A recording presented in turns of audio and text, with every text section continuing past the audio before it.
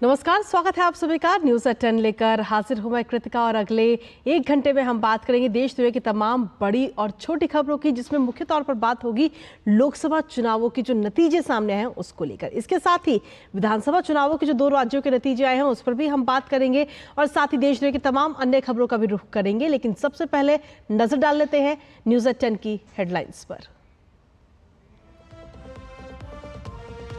लोकसभा चुनाव नतीजों के बाद आज दिल्ली में एनडीए गठबंधन की बैठक। एनडीए के सभी प्रमुख घटक दल के नेता होंगे शामिल।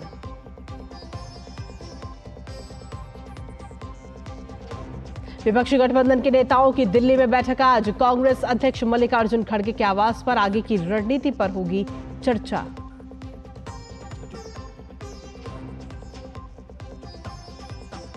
ओडिशा में पहली बार खिला कमल। भाजपा ने 78 सीटों के साथ राज्य में हासिल किया पूर्ण बहुमत। वहीं आंध्र प्रदेश में टीडीपी के नेतृत्व में एनडीए का 175 में से 164 सीटों पर कब्जा।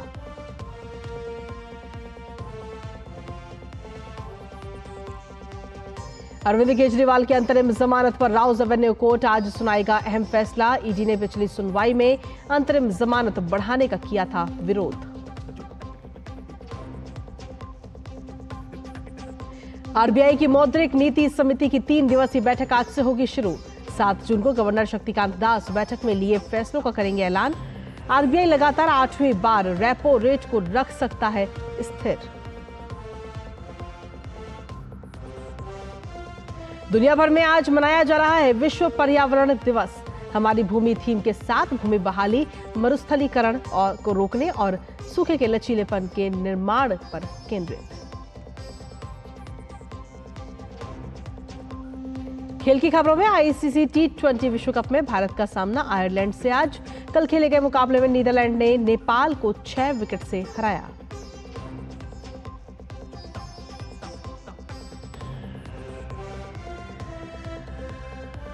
और रोहन बोपन्ना और मैथ्यू एबडन की जोड़ी आज फ्रेंच ओपन के सेमीफाइनल में पहुंचने के इरादे से आज कोर्ट पर उतरेगी, जहां वहीं चोट की वजह से नोवाक जोकोविच ने क्वार्टर फाइनल से अपना नाम भी वापस ले लिया है। तो ये थी तमाम सुर्खियां, और तमाम सुर्खियों के बाद अब विस्तार से खबरों में बात करेंगे, जिसमें सबसे पहले बात कर लेते हैं लोकसभा चुनाव के नतीजों को लेकर। दरअसल देश के लोकसभा चुनाव के नतीजे अब सभी के सामने आ चुके हैं, जहां चुनाव नतीजों में एनडीए ने स्पष्ट बहुमत हासिल कर लिया है, तो वहीं विपक्षी गठबंधन ने भी 200 से ज्यादा सीटें हासिल की हैं। अब नई सरकार के गठन की कवायद भी तेज हो चुकी है और इसी सिलसिले में तमाम दल और कई पार्टियों के नेता एक्शन में आ चुके हैं। आज दिल्ली में एनडीए नेताओं की एक बैठक होने जा रही है। एनडीए की इस बैठक में घटक दलों के सभी नेताओं के शामिल होने की भी उम्मीद है। इस बैठक में आगे की रणनीति पर चर्चा होगी, साथ ही मंत्रिमंडल के गठन पर भी चर्चा संभव है। तो लोकसभा चुनाव के नतीजे आने के बाद में अब आज दिल्ली में होने वाली एनडीए की बैठक में बिहार के पूर्व मुख्यमंत्री और हिंदुस्तानी अवाम मोर्चा के प्रमुख जीतन राम मांझी शामिल होंगे। अपने सोशल मीडिया प्लेटफॉर्म एक्स पर पोस्ट करके जीतन राम मांझी ने कहा कि एचएएम नरेंद्र मोदी जी के साथ थे, है और रहेगी। हम सब दिल्ली पहुंच रहे हैं और एक बार पुनः आदरणीय प्रधानमंत्री नरेंद्र मोदी जी को प्रधानमंत्री बनाएंगे। जीतन राम मांझी ने गया लोकसभा सीट से जीत हासिल की है।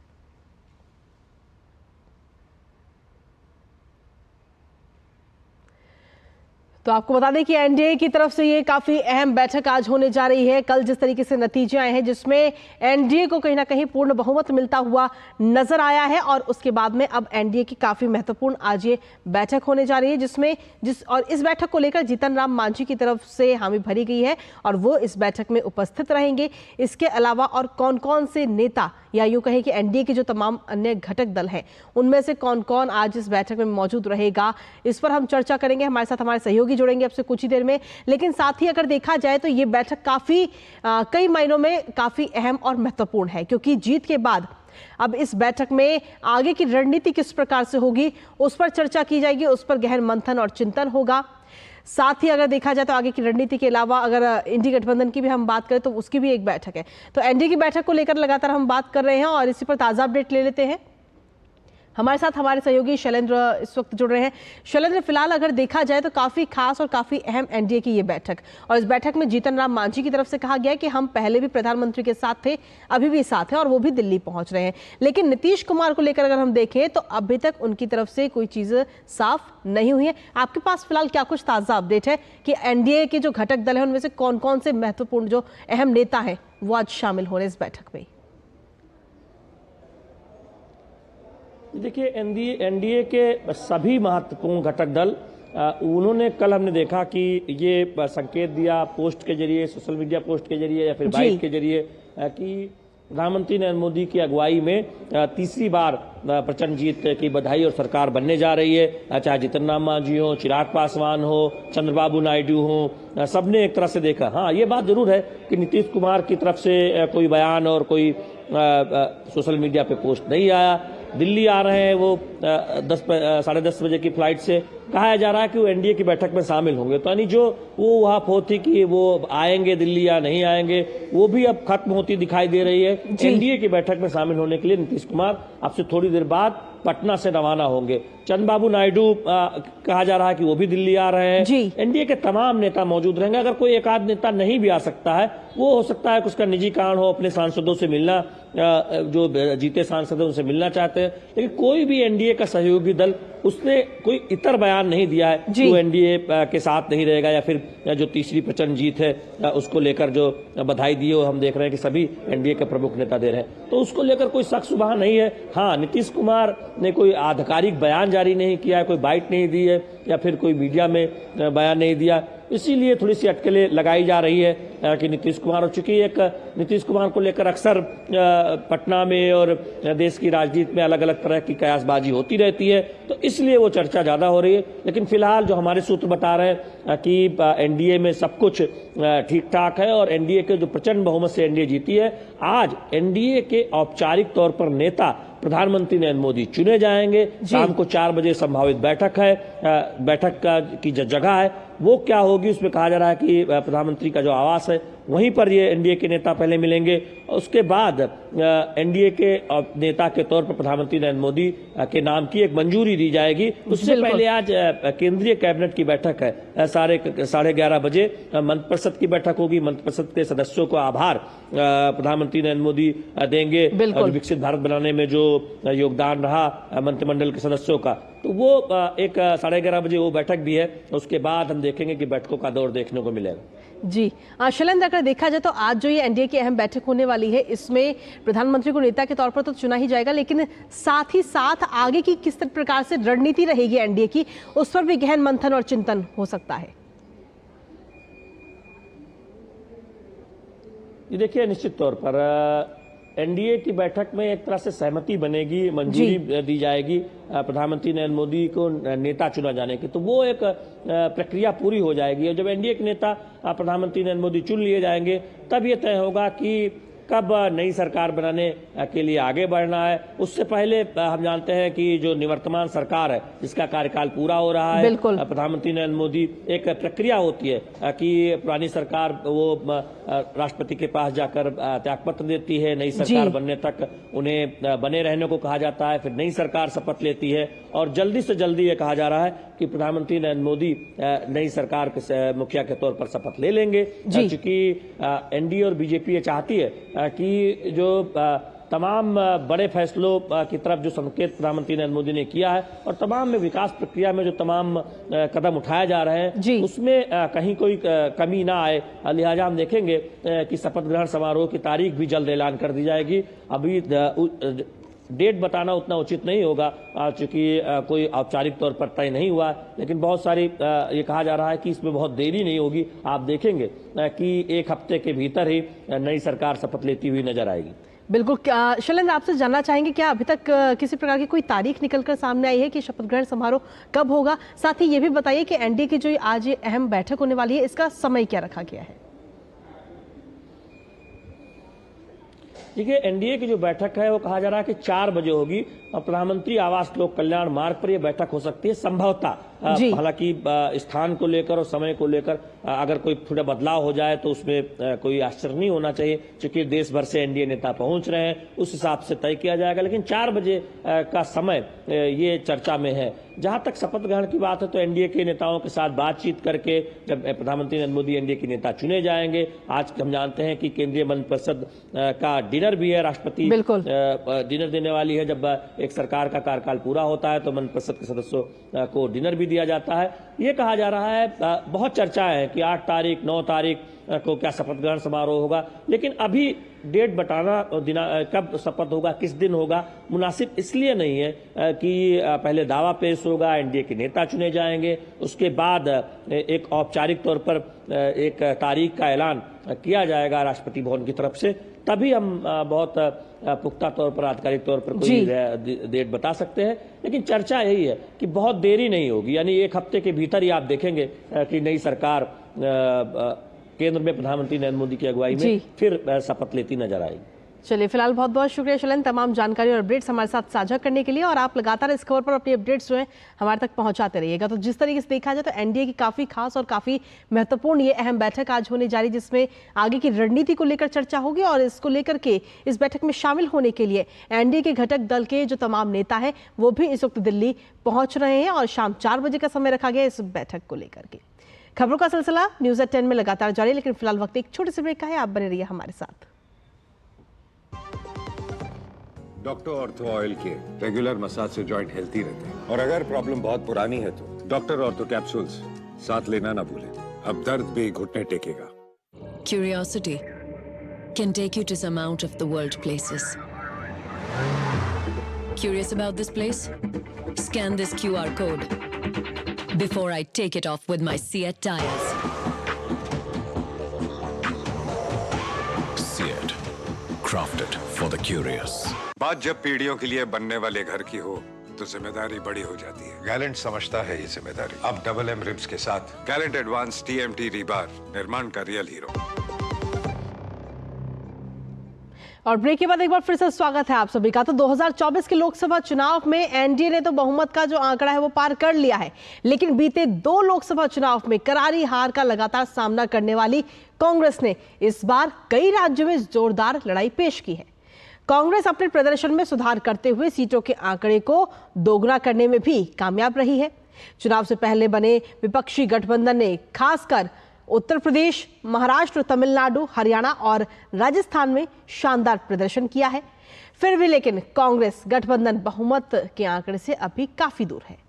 नतीजों के बाद विपक्षी गठबंधन के नेताओं की आज नई दिल्ली में कांग्रेस अध्यक्ष मल्लिकार्जुन खड़गे के आवास पर एक अहम बैठक होने जा रही है और इस बैठक में गठबंधन के नेता आगे की रणनीति पर चर्चा करेंगे कि किस तरीके की आगे की रणनीति रहेगी इंडी गठबंधन की। तो साथ ही अगर देखा जाए तो इस बैठक में शामिल होने के लिए तेजस्वी यादव भी पहुंचने वाले हैं, दिल्ली पहुंचेंगे। तो आज काफी खास और काफी अहम ये इंडी गठबंधन की भी बैठक होने जा रही है। और इसी पर ताजा अपडेट ले लेते हैं। हमारे साथ में हमारे सहयोगी कुमार आलोक इस वक्त जुड़ रहे हैं। कुमार आलोक, अगर देखा जाए तो काफी खास और काफी अहम ये बैठक है इंडी गठबंधन की, इसमें किन मुद्दों को लेकर खासतौर पर चर्चा की जा सकती है? मैंने आपको पहले भी बताया था कि जब कल कांग्रेस के कार्यालय में जिस तरीके का माहौल था और वहां पर जब राहुल गांधी, मल्लिकार्जुन खड़गे और सोनिया गांधी की उपस्थिति में जब प्रेस कॉन्फ्रेंस हुआ तो पत्रकारों ने एक सवाल पूछा था कि आपको मैंडेट नहीं मिला है, आपको इंडी गठबंधन को मैंडेट नहीं मिला है, तो आप क्या विपक्ष में बैठेंगे या सरकार बनाने का प्रयास करेंगे? तो इस पर राहुल गांधी का जवाब था कि नहीं, हम लोग इंडिया गठबंधन की जो बैठक होगी और उस बैठक में सारे नेताओं से विचार विमर्श करेंगे और विचार विमर्श करने के बाद आगे की रणनीति तय होगी। यानी ये जो पूरा जो सवाल का जो जवाब था उसको उन्होंने एक तरह से टाल दिया कि या तो हम सरकार बनाने की ओर अग्रसर होंगे या प्रयास करेंगे, और या तो हम सरकार में नहीं रहेंगे, अपोजिशन की भूमिका अदा करेंगे। इस पर कोई राय स्पष्ट नहीं रखी। तो आज जो बैठक होगी 6 बजे शाम के करीब में मल्लिकार्जुन खड़गे जो कांग्रेस के अध्यक्ष हैं उनके निवास स्थान पर आज जो बैठक होगी उसमें तमाम जो नेता हैं वो पहुंच रहे हैं, चाहे वो टीएमसी की ओर से हो या आप स्टालिन की अगर हम बात करें, तेजस्वी की अगर हम बात करें, अखिलेश यादव की हम बात करें, तो ये सारे नेता इकट्ठा हो रहे हैं और उस पर आगे की रणनीति क्या होगी इस पर विचार विमर्श होगा। और जब मीटिंग समाप्त होगी, 1 घंटे की मीटिंग होगी लगभग, और मीटिंग के बाद क्या ब्रीफ करते हैं इंडिया गठबंधन के लोग या इंडिया गठबंधन के लोग, ये जी। देखने वाली बात होगी। बिल्कुल, लेकिन इसके लिए थोड़ा सा और हमें इंतजार करना होगा। अगर देखा जाए तो विपक्षी गठबंधन जो एग्जिट पोल हमारे सामने आए थे उसके हिसाब से एकदम उलट कहीं ना कहीं नतीजे देखने को मिले। और विपक्षी गठबंधन पिछली 2 बार 2014 और 2019 के मुकाबले अगर देखा जाए तो कांग्रेस काफी अच्छा और बेहतर प्रदर्शन इस बार 2024 में करती हुई नजर आई है। क्या संकेत देता है ये आगे आने वाले और तमाम विधानसभा और लोकसभा के चुनाव के लिए? देखिए, महाराष्ट्र में जिस तरीके से उद्धव गुट का परफॉर्मेंस रहा, उसको जी। देखते हुए आने वाला महाराष्ट्र में विधानसभा चुनाव इसी साल होगा। और बिल्कुल। उसी तरीके से अगर हम बात करें कि जो परफॉर्मेंस उत्तर प्रदेश में अखिलेश यादव और कांग्रेस का रहा, तो वो अपने आप में एक तरह से आश्चर्यचकित करने वाला परिणाम वहां से आया है।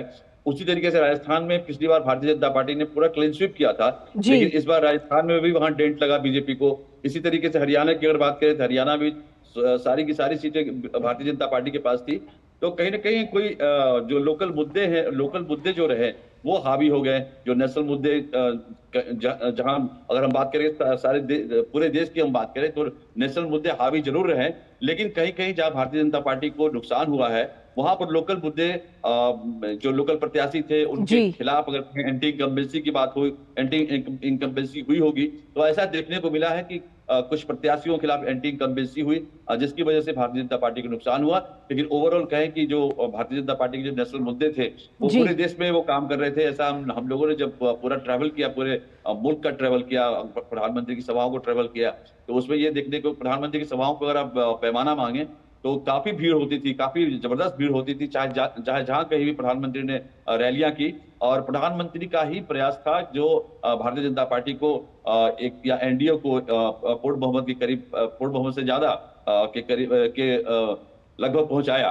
तो बाकी जो लोकल कैंडिडेट्स थे तो उनका जो परफॉर्मेंस शायद जनता को अच्छा नहीं लगा, या जनता ने उन्हें नकारा, लोकल कैंडिडेट्स को। तो इस तरीके से कांग्रेस को सफलता मिली जरूर है, लेकिन उतनी भी सफलता नहीं मिली है जिससे कि वो सरकार बनाने का इंडिया गठबंधन दावा क्लेम कर सके।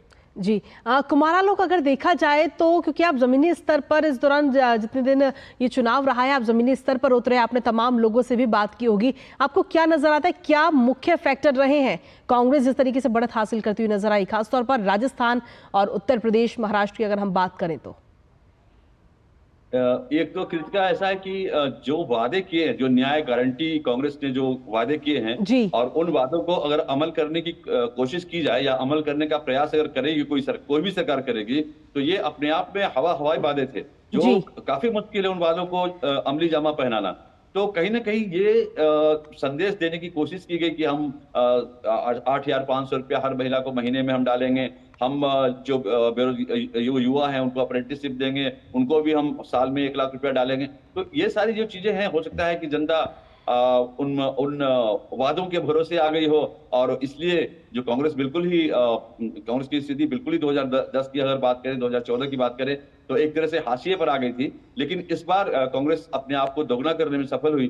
तो इन गारंटियों का असर हो सकता है कि जनता पर पड़ा हो, महिलाओं पर पड़ा हो, युवाओं पर पड़ा हो। लेकिन अगर आप देखें, जैसे हम बिहार की अगर बात करें तो बिहार में जो मैंडेट आया है, आप देखिए यूपी और बिहार दोनों सटे हुए राज्य हैं। तो ऐसा कहा जाता है यूपी और बिहार जो परिणाम आते हैं या जो राजनीतिक उथल पुथल होता है तो दोनों में एक सामंजस्य होता है। लेकिन आप देखें तो बिहार का रिजल्ट बिल्कुल अलग है और यूपी का रिजल्ट बिल्कुल अलग है। वहां महिलाओं ने बड़ी संख्या में, खासकर बिहार की अगर हम बात करें तो महिलाओं ने बड़ी संख्या में वोट डाले, और जो वोट का परसेंटेज है बिहार में वो पुरुषों से कहीं अधिक है महिलाओं का।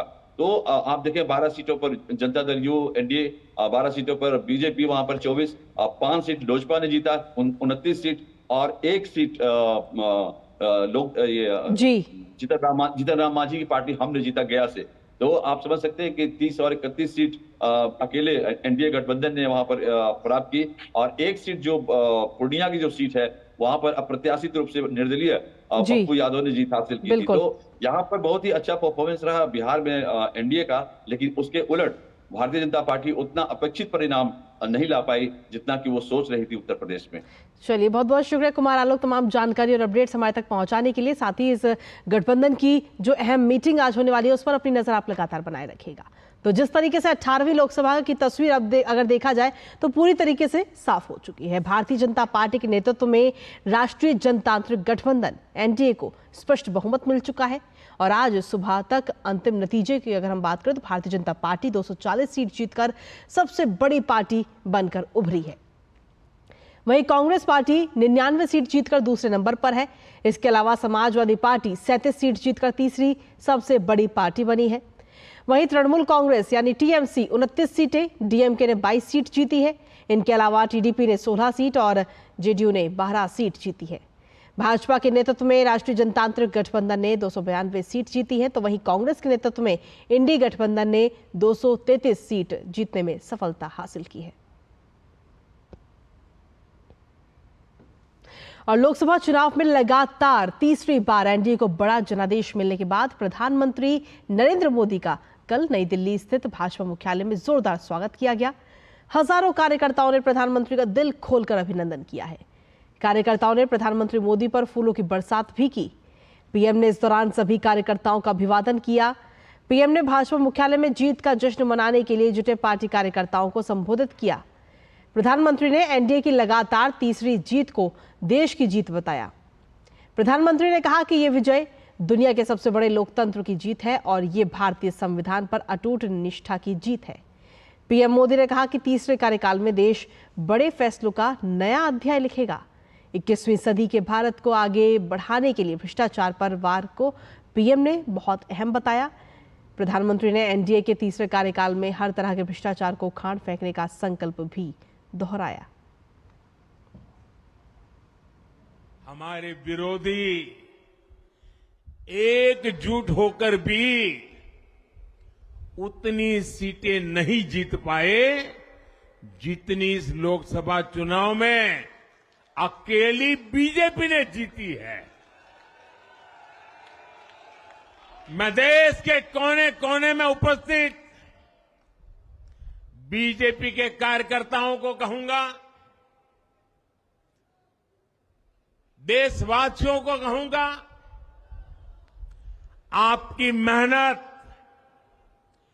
इतनी गर्मी में आपका बहाया पसीना, ये मोदी को निरंतर काम करने की प्रेरणा देता है। और मैं देशवासियों का दोबारा दोहराना चाहता हूं, अगर आप 10 घंटे काम करेंगे तो मोदी 18 घंटे काम करेगा। आप 2 कदम चलेंगे तो मोदी 4 कदम चलेगा। हम भारतीय मिलकर चलेंगे, देश को आगे बढ़ाएंगे। तीसरे कार्यकाल में देश बड़े फैसलों का एक नया अध्याय लिखेगा। और ये मोदी की गारंटी है।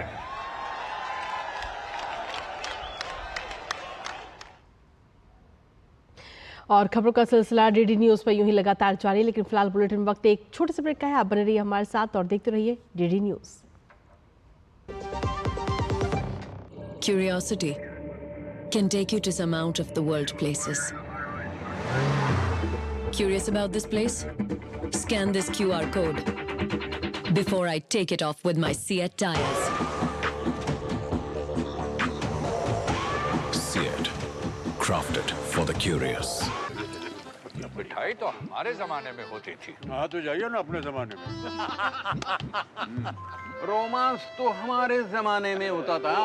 पेमेंट भी उसी जमाने का है। अरे भैया डिजिटल पेमेंट करना सीखे नए जमाने में। इजी, सेफ एंड फास्ट है। हमने तो इनको डिजिटल पेमेंट करना सिखा दिया। आपने ये सेल्फी लेते हैं, ये हमारे जमाने का है। आरबीआई कहता है कि डिजिटल पेमेंट अपनाओ, औरों को भी सिखाओ। तेरी होने वाली मदर इन लॉ कुछ ज्यादा ही ट्रेडिशनल है। ट्रेडिशनल लोग ज्यादा इमोशनल होते हैं। तो भाई साहब अब कोई किसी की लाइफ में आग नहीं लगा पाएगा। समर कूल, जो हर दिल करे कबूल। और ब्रेक के बाद एक बार फिर से स्वागत आप सभी का न्यूज़ एट 10 में बढ़ेंगे अब खबरों में आगे, जहां भाजपा अध्यक्ष जेपी नड्डा ने भारतीय जनता पार्टी और एनडीए के कार्यकर्ताओं का आभार जताया है। आपको बता दें कि कल जब भारतीय जनता पार्टी के कार्यालय पर वो पहुंचे तो वहां पर उन्होंने कार्यकर्ताओं का आभार जताया, क्योंकि काफी संख्या में कार्यकर्ता वहां पर मौजूद थे और इस दौरान उन्होंने संबोधन भी दिया। अपने संबोधन में तमाम बातों का जिक्र वो करते हुए नजर आए। इस दौरान अपने संबोधन में उन्होंने कहा कि पिछले कई महीनों के अथक प्रयास का परिणाम अब जाकर साकार हुआ है। मैं आज सभी एनडीए के साथी दल और भारतीय जनता पार्टी के कार्यकर्ता, जिन्होंने अथक प्रयास के साथ पीछे कई महीनों से अथक प्रयास किया और एनडीए को जो जीत दिलाई है, उसके लिए मैं साथी दलों का और हमारे कार्यकर्ताओं का और साथी दलों के कार्यकर्ताओं का भी हार्दिक धन्यवाद देता हूं और उनका भी मैं अभिनंदन करता हूं। और वहीं भारतीय जनता पार्टी के अध्यक्ष जेपी नड्डा ने देश के तमाम मतदाताओं का भी आभार जताया, जिन्होंने प्रधानमंत्री मोदी के नेतृत्व में एक बार फिर से अपना आशीर्वाद दिया है। मैं भारतीय जनता पार्टी की ओर से देश के करोड़ों हमारे देशवासियों को, जो प्रधानमंत्री मोदी जी के नेतृत्व में विश्वास करते हुए एक ऐतिहासिक पल, एक ऐतिहासिक घड़ी के चश्मदीद गवाह बनने का हम सबको सौभाग्य दिया, ऐसे हमारे मतदाता बंधु, जिन्होंने भारतीय जनता पार्टी और एनडीए को अपना आशीर्वाद दिया और प्रधानमंत्री मोदी जी के नेतृत्व को आगे बढ़ाने का काम किया, ऐसे करोड़ों करोड़ों देशवासियों को मैं पार्टी की ओर से बहुत बहुत धन्यवाद देता हूं। तेलुगु देशम पार्टी यानी टीडीपी प्रमुख चंद्रबाबू नायडू ने विधानसभा में मिली जीत के लिए राज्य की जनता का आभार जताया। चंद्रबाबू नायडू ने सोशल मीडिया प्लेटफॉर्म एक्स पर एक पोस्ट किया। चंद्रबाबू नायडू ने गठबंधन की साथी पार्टियों यानी कि भाजपा और जीएसपी को भी धन्यवाद कहा। उन्होंने अपने इस पोस्ट में लिखा कि आंध्र प्रदेश की जीत हुई है, आंध्र प्रदेश के लोगों की जीत हुई है। आज मेरा दिल कृतज्ञता से भर गया। मैं अपने राज्य के लोगों को टीडीपी, जीएसपी, बीजेपी गठबंधन को आशीर्वाद देने के लिए धन्यवाद करता हूं। उनके दिए इस जनादेश के लिए धन्यवाद करता हूं। साथ मिलकर हमने अपने राज्य को पुनः प्राप्त करने की लड़ाई जीती है और साथ मिलकर हम इसका पुनर्निर्माण करेंगे। मैं माननीय प्रधानमंत्री नरेंद्र मोदी जी, अमित शाह जी और जेपी नड्डा जी को आंध्र प्रदेश के भविष्य के लिए उनकी प्रतिबद्धता के लिए धन्यवाद देता हूं। मैं पवन कल्याण गारू और जनसेना पार्टी को भी बधाई देता हूं और पुरंदेश्वरी गारू और आंध्र प्रदेश के भाजपा गठबंधन को हमारी बड़ी जीत के लिए बधाई देता हूं। ये महत्वपूर्ण जीत हमारे नेताओं और कार्यकर्ताओं की कड़ी मेहनत और समर्पण का परिणाम है, जिन्होंने आखिरी वोट डाले जाने तक सभी बाधाओं के खिलाफ बहादुरी से लड़ाई लड़ी। मैं उनकी अटूट प्रतिबद्धता के लिए अपना हार्दिक आभार व्यक्त करता हूं और इस उत्कृष्ट उपलब्धि के लिए उन्हें बधाई भी देता हूं। और साथ ही हर लोकसभा कार्यकाल की समाप्ति पर राष्ट्रपति की ओर से केंद्रीय कैबिनेट को फेयरवेल डिनर देने की परंपरा रही और इसी परंपरा को निभाते हुए राष्ट्रपति द्रौपदी मुर्मू आज केंद्रीय कैबिनेट को रात्रि भोज पर आमंत्रित करेंगी। आपको बता दें कि लोकसभा चुनाव 2024 के नतीजों की घोषणा के बाद नई सरकार का गठन 16 जून से पहले होना है, क्योंकि 17वीं लोकसभा का कार्यकाल 16 जून 2024 को पूरा हो रहा है। इस बार लोकसभा चुनाव 7 चरणों में संपन्न हुआ है, जिसकी घोषणा निर्वाचन आयोग ने 16 मार्च को की थी। पहले चरण की शुरुआत 19 अप्रैल से हुई और अंतिम चरण का मतदान 1 जून को हुआ था।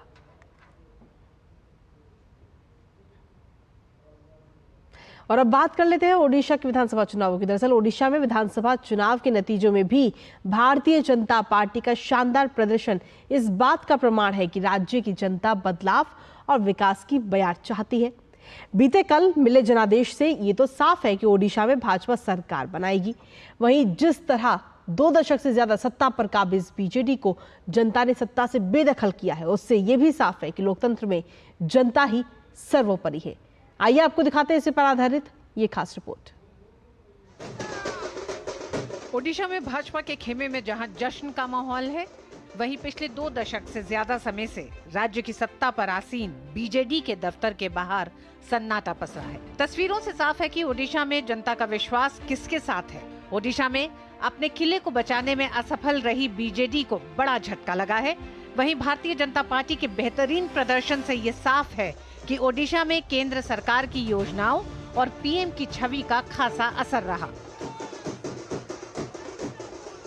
वहीं ओडिशा में बीजेपी की जीत के पीछे प्रधानमंत्री की धुआंधार रैलियों को बड़ी वजह माना जा रहा है। रैलियों के दौरान पीएम ने कई बार पहले भी बीजेडी को सत्ता से बेदखल करने की बात दोहराई थी, जो अब हकीकत में बदलती नजर आई है। भाजपा उड़ीसा में सरकार बनाने जा रही है और लोकसभा चुनाव में भी उड़ीसा ने बेहतरीन प्रदर्शन किया है। ये पहली बार होगा जब महाप्रभु जगन्नाथ की धरती पर बीजेपी का मुख्यमंत्री होगा। वहीं 2.5 दशक के बाद बीजेडी को सत्ता से बेदखल करने के बाद ओडिशा में भाजपा के कार्यकर्ताओं में जश्न का माहौल है। मैं महाप्रभु श्री जगन्नाथ की चरण पे नतमस्तक होके इस प्रकार की आशीर्वाद को बड़े भावुकता के साथ स्वीकार करता हूं। ये आस्था, ये विश्वास 4.5 करोड़ ओडिया लोगों की माननीय प्रधानमंत्री नरेंद्र मोदी जी की नेतृत्व पे है, उनकी बातों पे है। उन्होंने खुद सामने से उड़ीसा की जनता को निवेदन किया था, अब एक बार हमें सेवा का अवसर दीजिए, हम उड़ीसा को देश की 1 नंबर राज्य करके स्थापित करेंगे। हम लोग इलेक्शन से पहले ही जान गए थे कि उड़ीसा का मूड परिवर्तन के लिए जा रहा है और भारतीय जनता पार्टी के ऊपर आस्था, विश्वास लोगों का है। और प्रधानमंत्री मोदी जी जब आके इलेक्शन रैलीज में यहाँ पर सरकार होगा जो बोल दिए थे, तो उसमें प्रधानमंत्री जी के लिए भी बहुत आस्था है उड़ीसा वासी के लिए, तो ये कोई सरप्राइजिंग नहीं था। भारतीय जनता पार्टी के कार्यकर्ता जी जान लगा के उड़ीसा में काम किए हैं। प्रधानमंत्री नरेंद्र मोदी का उड़ीसा आना, केंद्र का बहुत सारा नेता का उड़ीसा आना, उड़ीसा के नेताओं का हर एरिया को दौरा करना आज ये रंग लाने की स्थिति में आके पहुंचा हुआ है। ओडिशा में 20 साल से ज्यादा सत्ता में काबिज नवीन पटनायक के हाथ से जिस तरह से सत्ता खिसकी है, उससे ये साफ है कि लोकतंत्र में असली निर्णय जनता ही करती है। Bureau report, DD news. और वहीं दक्षिण भारतीय राज्य आंध्र प्रदेश में भी एनडीए सरकार को एक तरफा जनादेश इस बार हासिल हुआ है, जिसके बाद वाईएसआर कांग्रेस पार्टी को सत्ता से बेदखल कर एक बार फिर टीडीपी का सत्ता में लौटने का जो रास्ता है वो अब साफ हो चुका है। आइए आपको दिखाते हैं ये खास रिपोर्ट। आंध्र प्रदेश में विधानसभा की 175 सीटों पर नतीजों में जिस तरह एनडीए को एक तरफा जनादेश मिला है, उससे साफ है कि इस प्रदेश की जनता अपने पसंदीदा दल को चुनने में जरा भी संशय में नहीं रही। मतगणना से पहले एनडीए और वाईएसआर-सीपी पार्टी के बीच कड़े मुकाबले का जो अनुमान लगाया जा रहा था, उसे भी एक तरफा आए नतीजों ने पूरी तरह नकार दिया। एक बार फिर सत्ता में वापसी करती टीडीपी में जश्न का माहौल है। Our priority is to protect the state of Andhra Pradesh and to continue in its existence in the country. That's why we worked out in Andhra Pradesh and we have taken the alliance with NDA like Janasena and BJP. Got our victory and that was fulfilled in the state of Andhra Pradesh. People also voted in favor of the NDA partners also. Andhra Pradesh में 2024 में एक ऐतिहासिक चुनाव हुआ है। इस ऐतिहासिक चुनाव में एनडीए अलायंस को विजय मिली है, विक्ट्री मिली है, जो कि टीडीपी, बीजेपी और जनसेना का था। एक प्रकार से सुपड़ा साफ हुआ है वाईसीपी की पिछली सरकार का, जो भ्रष्ट थी, जिसने कोई भी एक डेवलपमेंट के कोई काम नहीं किए थे। और आंध्र की जनता को बहुत बहुत बधाई देता हूं, उनका धन्यवाद देता हूं कि उन्होंने एनडीए को चुना और साथ ही साथ एक डबल इंजन सरकार का भी उन्होंने एक फायदा लेने का निर्णय किया। प्रधानमंत्री नरेंद्र मोदी और केंद्रीय गृह मंत्री अमित शाह ने विधानसभा चुनाव में प्रदर्शन को लेकर टीडीपी प्रमुख एन चंद्रबाबू नायडू को फोन कर बधाई दी। आंध्र प्रदेश विधानसभा चुनाव में एनडीए को मिले बहुमत पर प्रधानमंत्री नरेंद्र मोदी ने बधाई देते हुए सोशल मीडिया प्लेटफॉर्म एक्स पर लिखा, आंध्र प्रदेश ने एनडीए को असाधारण जनादेश दिया है। मैं राज्य की जनता को उनके आशीर्वाद के लिए धन्यवाद देता हूं। मैं चंद्रबाबू नायडू गारू, पवन कल्याण गारू और टीडीपी जनसेना पार्टी और आंध्र प्रदेश भाजपा के कार्यकर्ताओं को इस जोरदार जीत के लिए बधाई देता हूं। हम आंध्र प्रदेश की सर्वांगीण प्रगति के लिए काम करेंगे और ये सुनिश्चित करेंगे कि आने वाले समय में राज्य की समृद्धि हो। आंध्र प्रदेश में पिछले यानी 2019 के विधानसभा चुनाव में जिस वाईएसआर कांग्रेस पार्टी ने 175 में से 151 सीटों पर एक तरफा जीत दर्ज की थी, वहीं इस चुनाव में बेहद निराशाजनक प्रदर्शन के बाद अब जनादेश को स्वीकारते हुए जगन मोहन रेड्डी ने मुख्यमंत्री पद से इस्तीफा दे दिया है। Bureau report, DD news. और न्यूज़ एट 10 में खबरों का सिलसिला यूं ही लगातार जारी है, लेकिन इसी बीच वक्त एक छोटे से ब्रेक का हो गया। आप बने रहिए हमारे साथ और देखते रहिए डीडी न्यूज। बात जब पीढ़ियों के लिए बनने वाले घर की हो तो जिम्मेदारी बड़ी हो जाती है। गैलेंट समझता है ये जिम्मेदारी। अब डबल एम रिब्स के साथ गैलेंट एडवांस टीएमटी रिबार, निर्माण का रियल हीरो। घुटना, कंधा या कमर, चाहे जैसा हो दर्द, डॉक्टर ऑर्थो आपको देता है दर्द से पूरी आजादी। ये कोई टेम्पररी पेन किलर नहीं, आयुर्वेदिक औषधि है। और ब्रेक के बाद एक बार फिर से स्वागत आप सभी का न्यूज़ एट 10 में। अब बढ़ेंगे आगे और अगली खबर का रुख कर लेते हैं। आपको बता दें कि दिल्ली के मुख्यमंत्री अरविंद केजरीवाल की अंतरिम जमानत पर राउज एवेन्यू कोर्ट आज अहम सुनवाई करेगा। आपको बता दें कि अदालत ने शनिवार 2 जून को चिकित्सा आधार पर अंतरिम जमानत की मांग करने वाली याचिका पर तुरंत राहत प्रदान करने से इनकार करते हुए अपना आदेश सुरक्षित रख लिया था। हालांकि अदालत आज अपना आदेश सुना सकती है। और वहीं लोकसभा चुनाव नतीजों के तुरंत बाद मौद्रिक नीति समिति की 3 दिवसीय बैठक आज से शुरू होने जा रही है, जिसके बाद में 7 जून को आरबीआई गवर्नर मौद्रिक नीति समिति की बैठक में लिए गए फैसलों का ऐलान करेंगे। जानकारों को उम्मीद है कि एमपीसी दर में कटौती से परहेज कर सकती है, क्योंकि आर्थिक वृद्धि जो है वो जोर पकड़ रही है। अगर 7 जून को रेपो रेट में कोई बदलाव नहीं किया जाता है तो ये यथास्थिति बनाए रखने का 8वां मौका होगा। गौरतलब है कि फिलहाल रेपो रेट फरवरी 2023 से 6.5% पर कायम है। साथ ही आरबीआई ने अपनी बोर्ड बैठक में सरकार को साल 2023-24 के लिए 2,10,000 करोड़ का लाभांश भी जारी करने का अहम फैसला लिया था। और इसी पर ताज़ा अपडेट ले लेते हैं। मुंबई से हमारी सहयोगी श्यामा मिश्रा इस वक्त जुड़ रही हैं। श्यामा, जिस तरीके से देखा जाए तो काफ़ी अहम ये बैठक है, 3 दिनों की बैठक, जिसमें जो भी अहम फैसले लिए जाएंगे वो 7 जून को हमारे सामने होंगे। लेकिन फिलहाल जो अर्थशास्त्र से जुड़े हुए जो तमाम लोग हैं, जो जानकार हैं, विशेषज्ञ हैं, उनका क्या कुछ मानना है इस रेपो रेट को लेकर? क्या कोई बदलाव किया जा सकता है? देखिए कृतिका, ये बाई मंथली एक्सरसाइज होती है और 3 दिन तक चलने वाला ये meeting monetary policy committee members का जो होता है वो काफ़ी अहम इसलिए होता है क्योंकि ये दिशा निर्देश करता है आने वाले समय में, क्योंकि आरबीआई के सामने, भारतीय रिजर्व बैंक के सामने 2 मुख्य चैलेंज होते हैं। एक तो इन्फ्लेशन को अपने रेंज में रखने के लिए जो 4% होती है, प्लस या -2% भी उसमें एडजस्ट की जा सकती है। इसके अलावा ग्रोथ को कैसे बढ़ावा दिया जाए, ये 2 मुख्य इनके सामने चैलेंज होते हैं। अगर हम इन्फ्लेशन की अभी बात कर लें तो दिख नहीं रहा है कि इन्फ्लेशन आरबीआई के कंफर्टेबल रेंज में आया हुआ है, क्योंकि ये 4% से ज़्यादा है। एक्सपर्ट्स की माने तो अभी फिलहाल स्टेटस को मेंटेन रहेगा, यानी कोई बदलाव नहीं है आएगा। और जैसा आप पहले ही बता चुकी हैं कि ये 8वीं बार होगा लगातार अगर मेंटेन किया जाता है स्टेटस को, तो 6.5% है जो मेंटेन किया जा रहा है और 1 साल से ऊपर हो चुका है, क्योंकि ये 8वां है। तो हम समझ सकते हैं कि ये दूसरी मॉनेटरी पॉलिसी का मीटिंग है नए वित्तीय वर्ष के शुरू होने के बाद।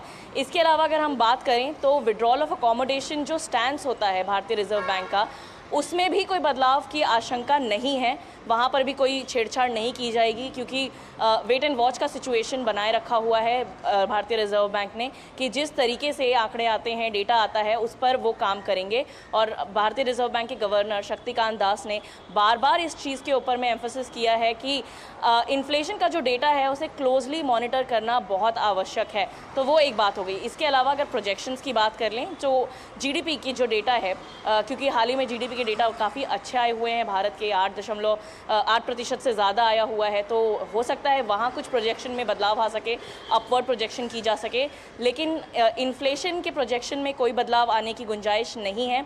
तो ये सारे जो मुख्य वो हैं बिंदु हैं कि जहाँ पर रेपो रेट में कोई बदलाव नहीं, विड्रॉल ऑफ अकोमोडेशन जो स्टैंड है वहाँ कोई बदलाव नहीं, एक जीडीपी प्रोजेक्शन में हम एक्सपेक्ट कर सकते हैं कि कुछ बदलाव आ सके। एक्सपर्ट्स की ये भी माने तो मॉनसून अब जिस तरीके से कवरेज करना शुरू कर चुका है पूरे भारत में, धीरे धीरे अब ये महाराष्ट्र भी पहुंच रहा है, तो इससे ये एक्सपेक्ट कर सकते हैं कि बुआई ज़्यादा अच्छी होगी, प्रोड्यूस ज़्यादा अच्छा होगा और आने वाले समय में इन्फ्लेशन कम हो सकता है। और इसी के वजह से आने वाले समय में, यानी कि ईयर के एंड की तरफ में, रेट कट में एक तरीके से चांसेस हम देख सकते हैं भारतीय रिजर्व बैंक की ओर से। तो ये तो आने वाला समय बताएगा, लेकिन फिलहाल हमें इन्फ्लेशन पर और जो डेटा आते हैं, अहम डेटा आते हैं, उन पर कड़ी नज़र बनाए रखनी होगी। जी, यानी कि ये माने जो आम आदमी है उसकी जेब पर अभी कोई खर्च का एक बड़ा बोझ अभी बढ़ता हुआ जो है वो नहीं नजर आएगा।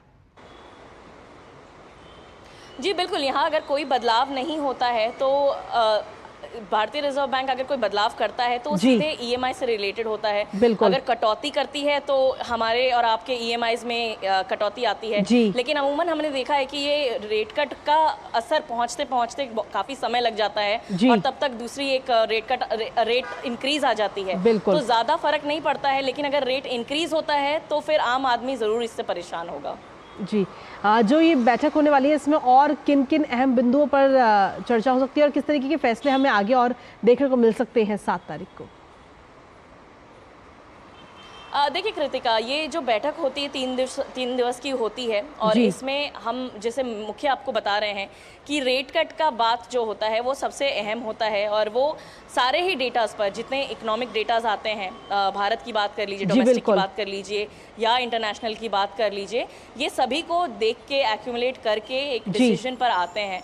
और कई बार ऐसा भी होता है कि सभी जो 6 मेंबर्स हैं वो साथ में यूनानिमसली डिसाइड कर लेते हैं, एक साथ डिसाइड कर लेते हैं कि रेट कट करना है। कभी ऐसे हो जाता है कि 5:1 होता है, तो मतभेद होता है, लेकिन एक बेटर सोल्यूशन पर ज़रूर आ जाते हैं सारे एमपीसी मेंबर्स, क्योंकि आने वाले समय में यही डायरेक्शन देता है कि किस तरीके से ग्रोथ को, किस तरीके से इन्फ्लेशन को देखा जाएगा, टारगेट किया जाएगा। और ये एक बहुत बड़ा एक भी कि किस तरीके से आगे आने वाले समय में निवेश या जो खर्च है वो की जाए। ठीक है, फिलहाल बहुत बहुत शुक्रिया श्यामा, तमाम जानकारी हमारे साथ साझा करने के लिए। आप इस खबर पर अपनी नज़र यूं ही लगातार बनाए रखिएगा। तो जिस तरीके से देखा जाए तो हम लगातार बात कर रहे हैं इस बैठक को लेकर, साथ ही दूसरी तरफ लोकसभा चुनाव के जो नतीजे आए हैं उसका अब सीधा असर भारतीय शेयर बाजार पर भी देखने को मिला। सप्ताह के तीसरे कारोबारी दिन आज बढ़त के साथ खुले भारतीय शेयर बाजार। कारोबार की शुरुआत में सेंसेक्स 522 अंकों की बढ़त के साथ 72,601 के स्तर पर, जबकि निफ्टी 243 अंकों की बढ़त के साथ 22,128 के स्तर पर खुला। और अभी की अगर हम बात करें तो कुछ देर पहले ही सेंसेक्स 178 अंकों की बढ़त के साथ में 72,257 के स्तर पर और निफ्टी 74 अंकों की बढ़त के साथ 21,969 के स्तर पर कारोबार करता नजर आया। कल कारोबार के आखिर में भारी गिरावट के साथ बंद हुए थे सेंसेक्स और Nifty.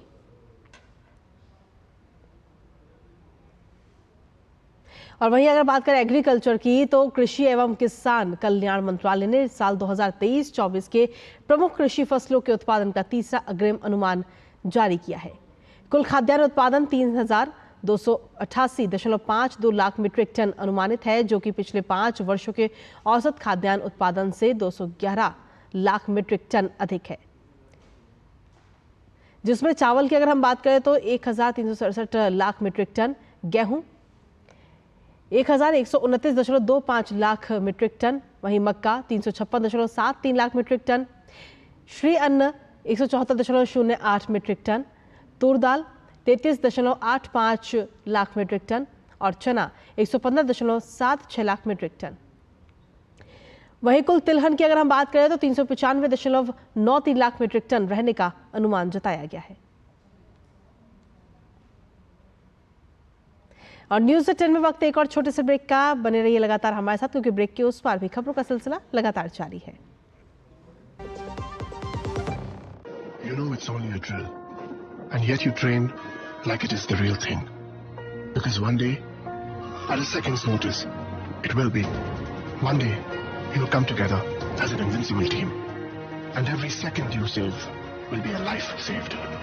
The Indian Air Force is looking for an exceptional team. A team that is truly a cut above. Join the Indian Air Force to be a cut above. Do you feel conscious while smiling? Say goodbye to your worries, because an orthodontist can help you feel confident. Be it a child, a teenager, or even a working professional, braces and aligners can help you get that stunning smile. Consult your nearest orthodontist. To learn more, visit the Indian Orthodontic Society's website, bracesspecialists.com. और break के बाद एक बार फिर से स्वागत है आप सभी का न्यूज़ 10 में। अब रुक करते हैं अगली खबर का, जहां उत्तराखंड में सहस्त्रताल की ट्रैकिंग पर निकले एक ट्रैकिंग समूह के 4 सदस्य खराब मौसम के कारण रास्ता भटक गए, तो वहीं बाकी लोग इस उच्च हिमालयी ट्रैक रूट में फंस गए हैं। घटना की सूचना मिलते ही प्रशासन ने फंसे हुए ट्रैकर्स को निकालने के लिए तुरंत जमीनी और हवाई बचाव अभियान चलाने की तैयारी शुरू कर दी है। और अब बात करते हैं आज की, जहां आपको बता दें कि 5 जून को पूरी दुनिया में विश्व पर्यावरण दिवस मनाया जाता है। और इस बार विश्व पर्यावरण दिवस की थीम लैंड रिस्टोरेशन और डिजर्टिफिकेशन एंड ड्राउट रेजिलेंस, यानी कि भूमि पुनर्स्थापन, मरुस्थलीकरण और सूखे से निपटने की क्षमता है। इस अवसर पर प्रधानमंत्री दिल्ली के बुद्ध जयंती स्मारक पार्क में होने वाले विशेष कार्यक्रम में भी हिस्सा लेंगे। साथ ही आपको बता दें कि विश्व पर्यावरण दिवस मनाने का मुख्य उद्देश्य पर्यावरण के मुद्दों पर ध्यान केंद्रित करता है। पर्यावरण में समुद्री प्रदूषण, जनसंख्या और ग्लोबल वार्मिंग जैसे तमाम मुद्दों पर लोगों को जागरूक करता है। विश्व पर्यावरण दिवस को मनाने का फैसला 1972 में संयुक्त राष्ट्र संघ की ओर से स्टॉकहोम सम्मेलन में किया गया था और इस सम्मेलन का थीम पर्यावरण संरक्षण थी। विश्व पर्यावरण दिवस पहली बार 1974 में मनाया गया था। साल 1974 में विश्व पर्यावरण दिवस की थीम एक पृथ्वी थी।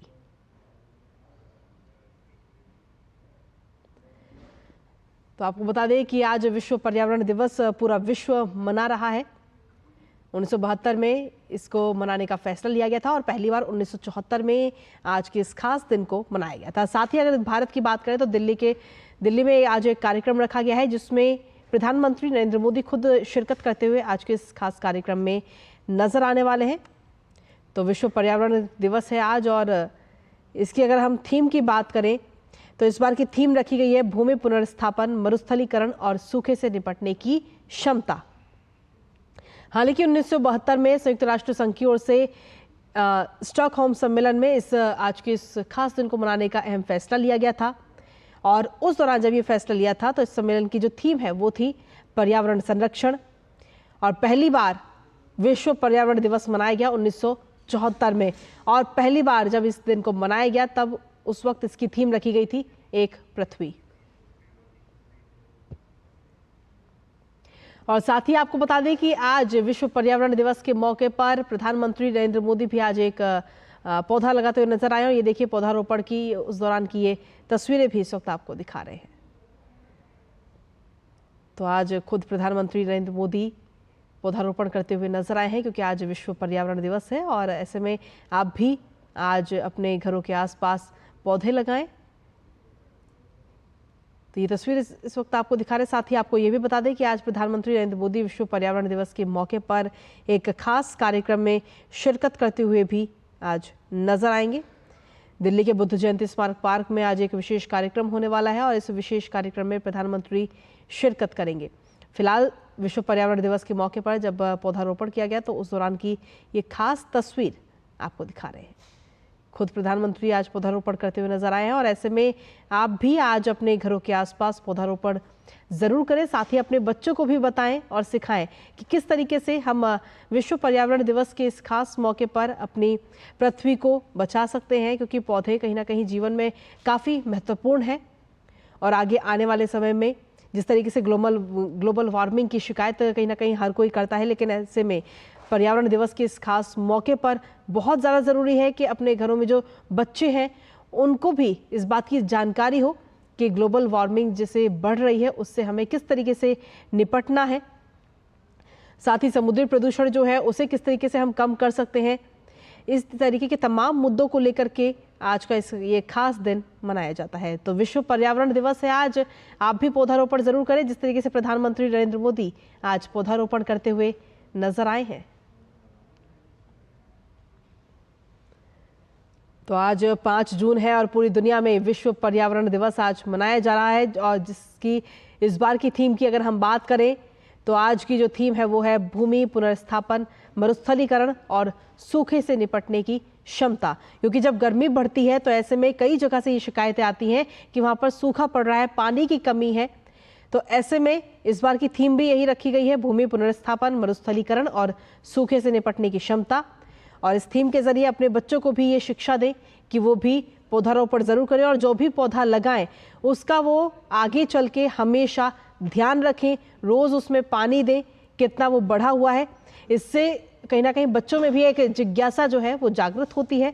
तो आज विश्व पर्यावरण दिवस के इस खास मौके पर अपने बच्चों को ये शिक्षा जरूर दें कि अपने घरों के आसपास पौधे लगाएं और आप भी खुद उनके साथ शामिल होकर के पौधारोपण जरूर करें, क्योंकि खुद प्रधानमंत्री नरेंद्र मोदी पौधारोपण के जरिए ये मैसेज सिर्फ देश नहीं बल्कि पूरे विश्व को देते हुए नजर आ रहे हैं कि आज की तारीख में हमारे लिए पौधे और जो पौधे पेड़ हैं वो कितने ज़्यादा ज़रूरी हैं।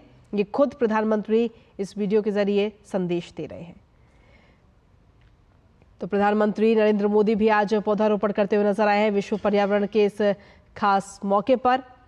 और अब से कुछ ही देर में दिल्ली के बुद्ध जयंती स्मारक पार्क में जो विशेष कार्यक्रम आज होने जा रहा है उस कार्यक्रम में भी खुद प्रधानमंत्री शिरकत करते हुए नजर आएंगे और देखना होगा कि वहां से किस तरीके का संदेश पूरे देश और विश्व को प्रधानमंत्री देंगे आज विश्व पर्यावरण के इस खास मौके पर। और अगर इस विश्व पर्यावरण दिवस की हम बात करें तो पहली बार 1972 में आज के इस दिन को मनाने का अहम फैसला लिया गया था, और यह अहम फैसला लिया गया था संयुक्त राष्ट्र संघ की ओर से स्टॉकहोम सम्मेलन में, जिसके बाद में 1974 में पहली बार आज का ये खास दिन मनाया गया था। और जब ये दिन मनाया गया था तो उस दौरान तब की थीम थी एक पृथ्वी। तो आप भी अपने घरों में और अपने घरों के आसपास जहां भी मिट्टी हो, उपजाऊ मिट्टी हो, वहां पर अपने घरों के आसपास अपने बच्चों के साथ में पौधारोपण जरूर कीजिएगा और विश्व पर्यावरण के दिवस पर अपने बच्चों को भी ये संदेश दीजिएगा। इसी के साथ अगली खबर का भी रुख कर लेते हैं, जहां राष्ट्रपति द्रौपदी मुर्मू ने विश्व पर्यावरण दिवस पर पर्यावरण के प्रति लोगों को जिम्मेदारी का एहसास कराते हुए अपने सोशल मीडिया प्लेटफॉर्म एक्स पर एक पोस्ट की, जिसमें उन्होंने लिखा कि विश्व पर्यावरण दिवस पर आइए हम खुद को याद दिलाएं कि धरती माता की रक्षा करना हमारी मूलभूत जिम्मेदारी है। हम प्राकृतिक संसाधनों के मालिक नहीं बल्कि ट्रस्टी हैं। साथ ही उन्होंने अपने इस ट्वीट में आगे लिखा कि जलवायु परिवर्तन जीवन और आजीविका को प्रभावित कर रहा है, खासकर कमजोर समुदायों में। इसके साथ ही उन्होंने आगे लिखा कि आइए हम स्थिरता के आधार पर एक बेहतर और हरित दुनिया के निर्माण के लिए सामूहिक प्रयास करें। और वहीं उपराष्ट्रपति जगदीप धनखड़ ने भी विश्व पर्यावरण की दिवस की बधाई सभी को दी है। जगदीप धनखड़ ने अपने सोशल मीडिया प्लेटफॉर्म एक्स पर पोस्ट किया, जिसमें उन्होंने कहा कि विश्व पर्यावरण दिवस पर बधाई। आगे उन्होंने अपनी पोस्ट में लिखा कि मानवता और प्रकृति के बीच सामंजस्य ही स्थायी जीवन का आधार है। हमारी सभ्यतागत परंपराएं हमें प्रकृति के साथ सामंजस्य का जीवन जीने में मार्गदर्शन करती हैं।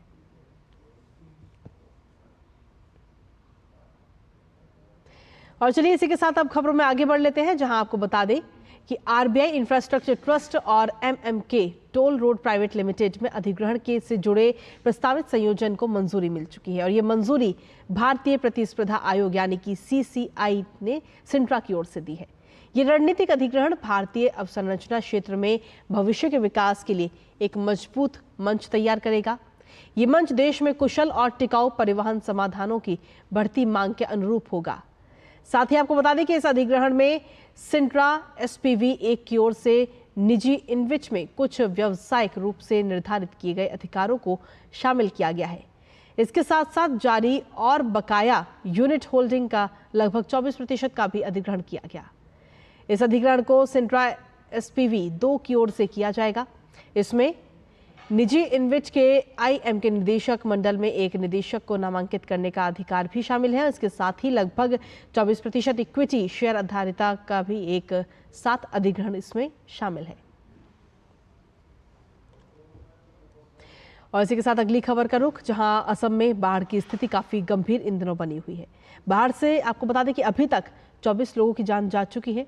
रोड और यातायात प्रभावित होने से जनजीवन अस्त व्यस्त है। असम में कोपिली और कुशियारा नदियां खतरे के निशान से ऊपर बह रही हैं।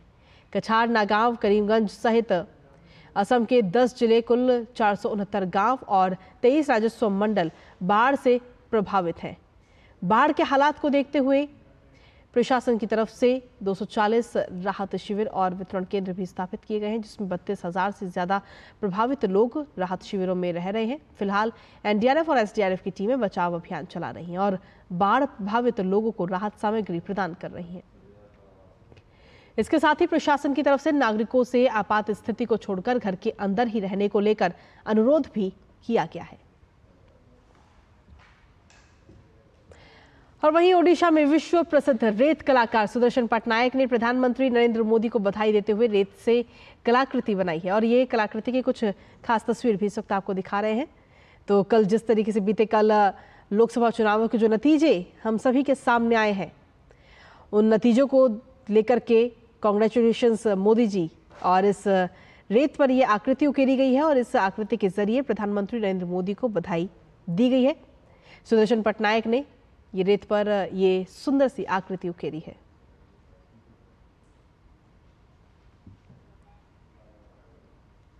और इसी के साथ फिलहाल न्यूज़@10 में मुझे और हमारी पूरी टीम को दीजिए अनुमति।